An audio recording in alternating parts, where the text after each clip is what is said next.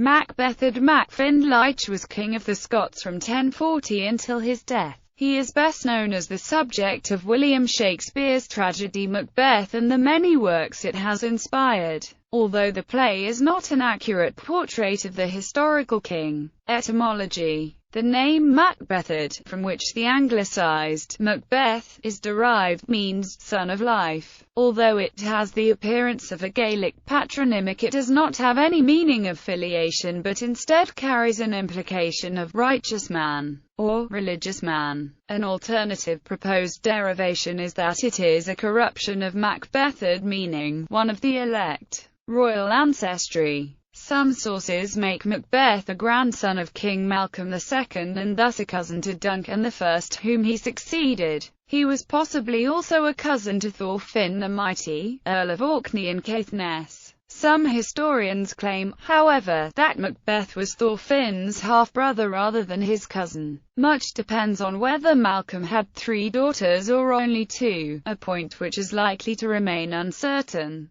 Mormar and Dux. When Cnut the Great came north in 1031 to accept the submission of King Malcolm II, Macbeth too submitted to him. Malcolm, king of the Scots, submitted to him, and became his man, with 2 other kings, Macbeth and Iarmach. Some have seen this as a sign of Macbeth's power, others have seen his presence, together with Iarmach, who may be Ecmarc at Mac Ragnail, as proof that Malcolm II was overlord of Moray and of the Kingdom of the Isles. Whatever the true state of affairs in the early 1030s, it seems more probable that Macbeth was subject to the King of Alba, Malcolm II, who died at Glamis on the 25th of November 1034. The prophecy of Berchan, apparently alone in near contemporary sources, says Malcolm died a violent death, calling it a kinslaying, without actually naming his killers.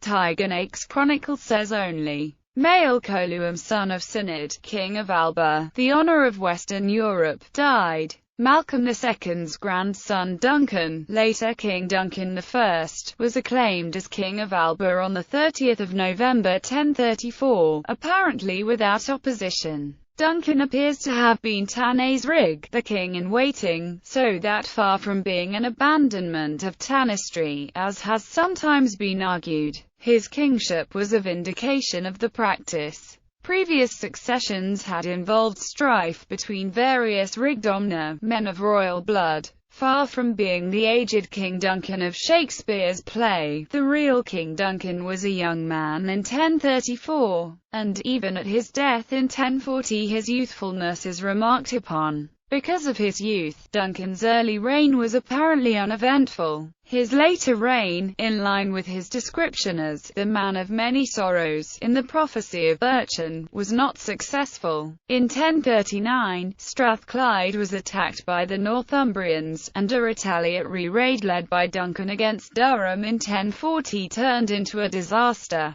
Duncan survived the defeat, but the following year he led an army north into Moray, Macbeth's domain, apparently on a punitive expedition against Moray. There he was killed in action, at Bothnagowan, now Pitcavenny, near Elgin, by the men of Moray led by Macbeth, probably on the 14th of August 1040. High King of Alba. On Duncan's death, Macbeth became king. No resistance is known at that time, but it would have been entirely normal if his reign were not universally accepted. In 1045, Duncan's father Crinan of Dunkeld was killed in a battle between 2 Scottish armies. John of Fordun wrote that Duncan's wife fled Scotland, taking her children, including the future kings Malcolm III and Donald III with her. On the basis of the author's beliefs as to whom Duncan married, various places of exile, Northumbria and Orkney among them, have been proposed. However, William Robertson proposes the safest place for Duncan's widow and her children would be with her or Duncan's kin and supporters in Athol. After the defeat of Crinan, Macbeth was evidently unchallenged. Marianus Scotus tells how the king made a pilgrimage to Rome in 1050, where, Marianus says, he gave money to the poor as if it were seed.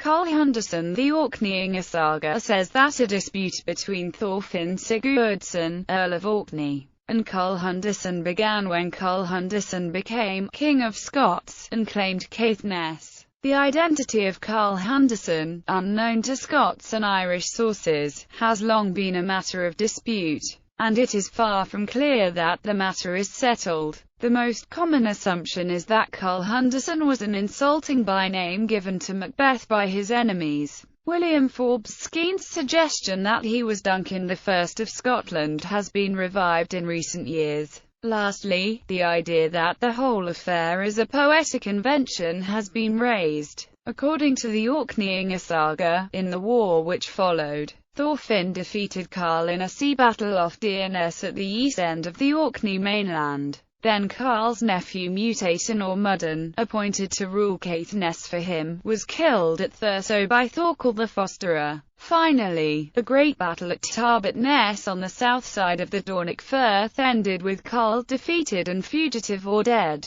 Thorfinn, the saga says, then marched south through Scotland as far as Fife, burning and plundering as he passed. A later note in the saga claims that Thorfinn won 9 Scottish earldoms. Whoever Carl Hunderson may have been, it appears that the saga is reporting a local conflict with a Scots ruler of Moray or Ross.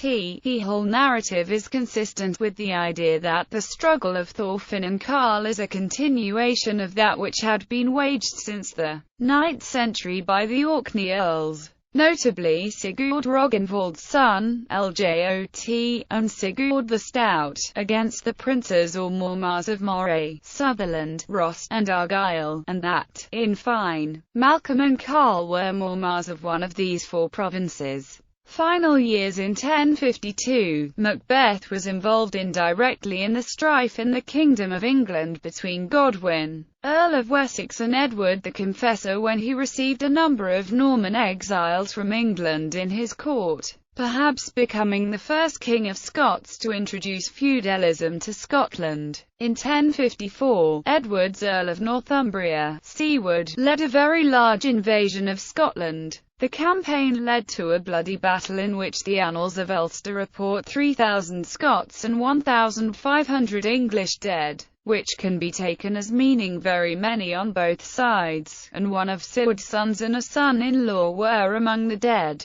The result of the invasion was that one male Coluim, son of the king of the Cumbrians, was restored to his throne, i.e., as ruler of the kingdom of Strathclyde. It may be that the events of 1054 are responsible for the idea, which appears in Shakespeare's play, that Malcolm III was put in power by the English. Macbeth did not survive the English invasion for long, for he was defeated and mortally wounded or killed by the future Malcolm III on the north side of the Mount in 1057, after retreating with his men over the Caernamount Pass to take his last stand at the battle at Lumfannin. The prophecy of Berchan has it that he was wounded and died at Scone, 60 miles to the south. Some days later, Macbeth's stepson Lullick was installed as king soon after. Unlike later writers, no near-contemporary source remarks on Macbeth as a tyrant. The Dew and Almanac, which survives in a form dating to the reign of Malcolm III, calls him Macbeth of the Renowned.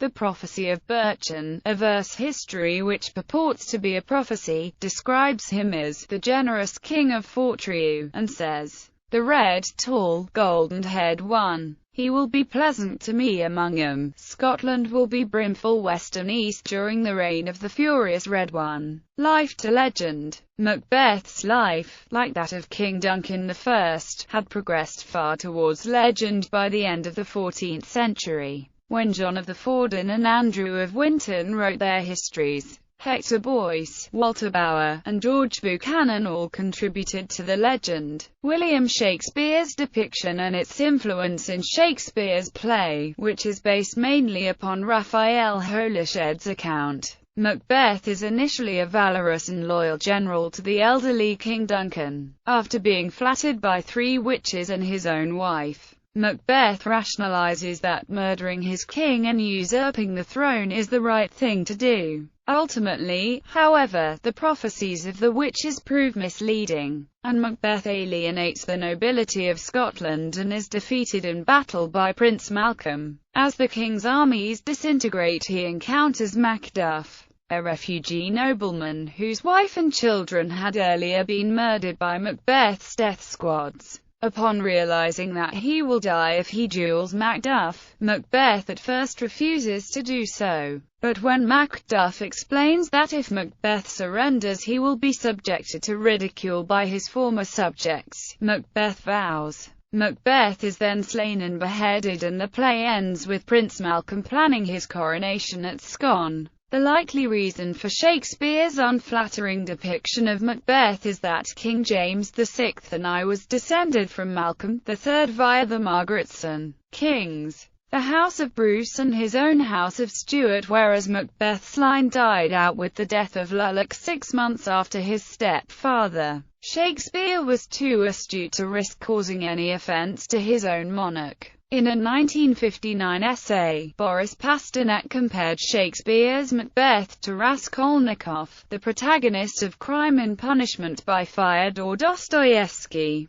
Pasternak explained that neither character begins as a murderer, but becomes one by a set of faulty rationalizations and a belief that they are above the law. Lady Macbeth has gained fame along the way. In his 1865 novel Lady Macbeth of the Mtsensk district, Nikolai Leskov updated the tragedy of Macbeth so that it takes place among the Imperial Russian merchant class. In an ironic twist, however, Leskov reverses the gender roles. The woman is the murderer and the man is the instigator. Leskov's novel was the basis for Dmitri Shostakovich's 1936 opera of the same name. Other depictions in modern times. Dorothy Dunnett's novel King Hereafter aims to portray a historical Macbeth, but proposes that Macbeth and his rival and sometime ally Thorfinn of Orkney are one and the same. John Cargill Thompson's play Macbeth Speaks 1997, a reworking of his earlier Macbeth Speaks, is a monologue delivered by the historical Macbeth, aware of what Shakespeare and posterity have done to him. Scottish author Nigel Tranter based one of his historical novels, Macbeth the King, on the historical figure